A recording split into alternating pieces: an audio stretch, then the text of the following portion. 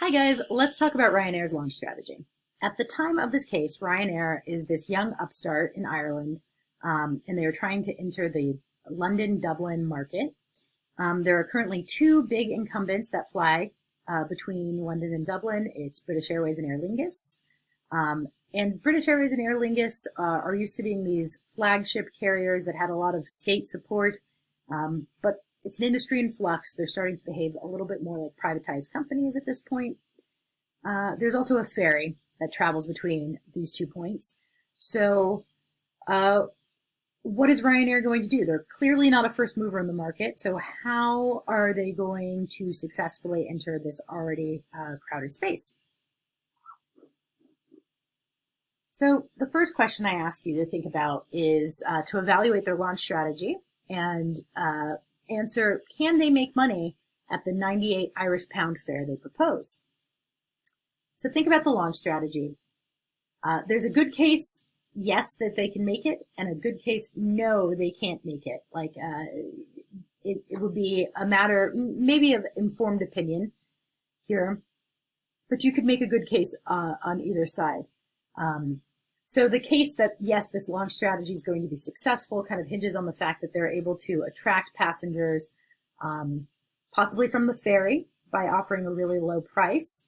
They're able to attract passengers from their competitors by offering superior customer service and greater flexibility, and that they have a more attractive cost profile. They're operating smaller planes, have less staff, etc. On the flip side of the coin, you might have some reservations here because the price that they offer, 98 pounds, is still significantly higher than the price of a ferry ticket. And ferry passengers are probably quite price sensitive, seeing that they're willing to spend 9 hours of their life and go on 3 different modes of transportation to get where they're going. So they are probably pinching their pennies pretty closely. The whole overall market of travelers between London and Dublin doesn't seem to be expanding, the case lets us know. So British Airways and Aer Lingus might be concerned if Ryanair starts to encroach on their territory. If Ryanair really is going to offer excellent customer service, their staffing needs are probably fairly robust, so they may not have the great cost savings that they think they'll have.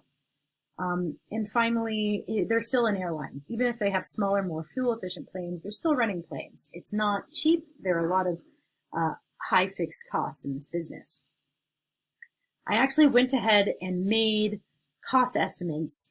Don't worry if you can't follow along here in PowerPoint, because I have an Excel sheet also in the Blackboard folder, so you can take a look through and kind of walk through my thinking.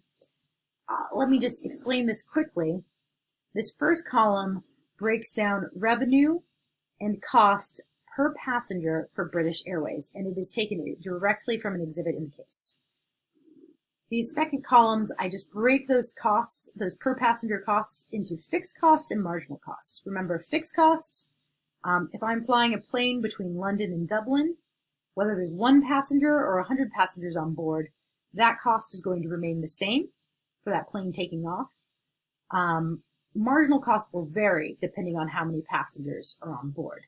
And you can argue with me on some of these. There's a little bit of debate, but the vast majority of these are fixed costs.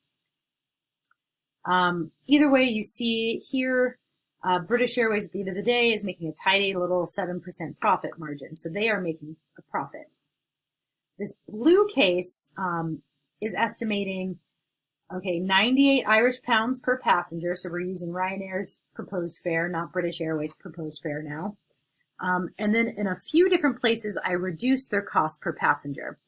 Anything that was what I describe as staff intensive or labor intensive, I reduced it by roughly a third.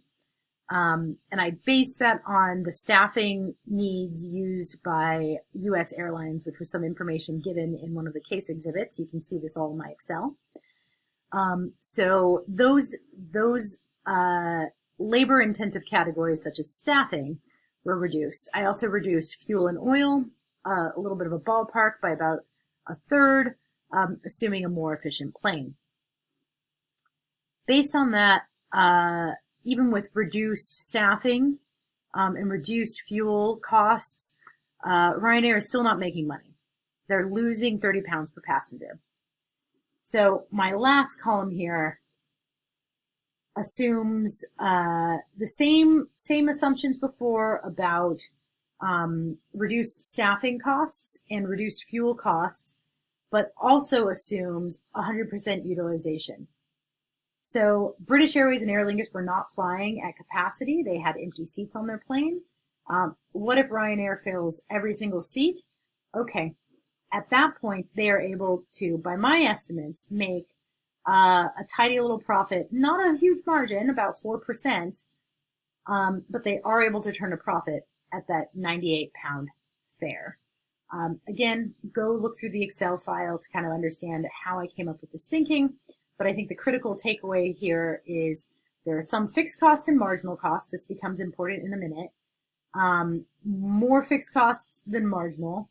And so it's not clear right off the bat, unless they're filling every single seat, that they're going to be able to make a profit at the fare they've proposed. Then what kind of response should they expect from British Airways and Aer Lingus? So I'm really asking you, do we expect them to retaliate or accommodate Ryanair's entry into the market? So arguments for both sides. Ryanair is small for now. British Airways and Aer Lingus have some state ownership. They still behave kind of like these quasi-governmental entities, which is to say they're not rational in the sense that they are not necessarily economically rational. They might do things for other purposes, like job creation. So it might change their response to a new upstart entering their market because they have government support.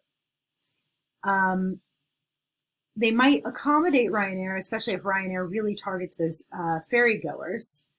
Or on the flip side, they might retaliate, hit them hard before they grow.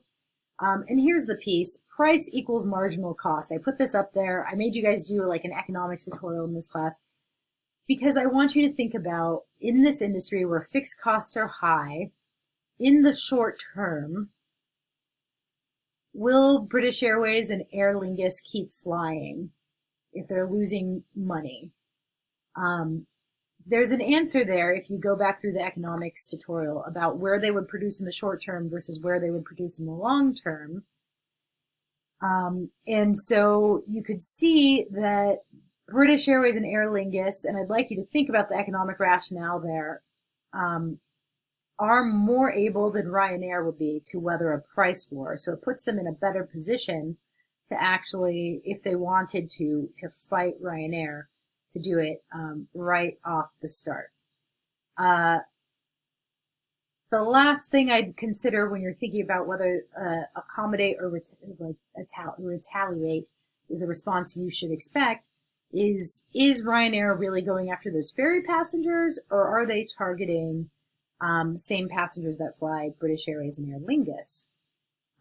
So I did a very brief kind of comparison of what the experience is like, or what is on some different kind of levels on British Airways, Aer Lingus, and Ryanair. I'm not going to walk through all of this, but think about who their passengers are, how they're staffed, the routes they fly, the planes they use.